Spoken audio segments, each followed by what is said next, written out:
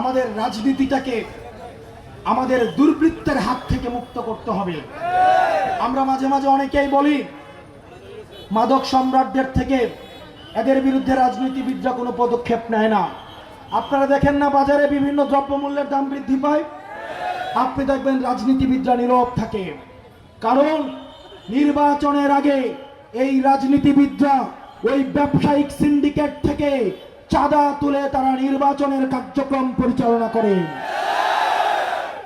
সেজন্য নির্বাচনের পরে ওই ব্যবসায়ীরা যারা রাজনৈতিক দলগুলোকে ডোনেট করেছে, তারা যখন জনগণের বিরুদ্ধে গিয়ে দ্রব্যমূল্যের দাম বাড়ায়, তখন রাজনীতিবিদরা কাঠের চশমা পরে সংসদে শুধুমাত্র প্রধানমন্ত্রীর গুণগানে ব্যস্ত থাকে।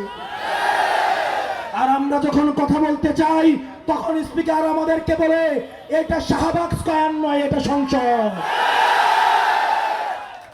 এটা ভাবার দরকার নাই। আমরা শুধুমাত্র সংসদে কথা বলবো।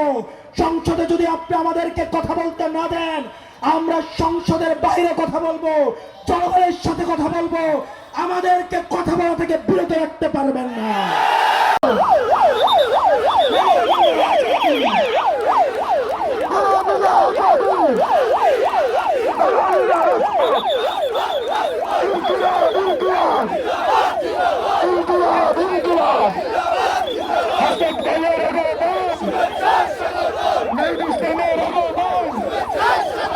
রাজুর পাশের পক্ষ থেকে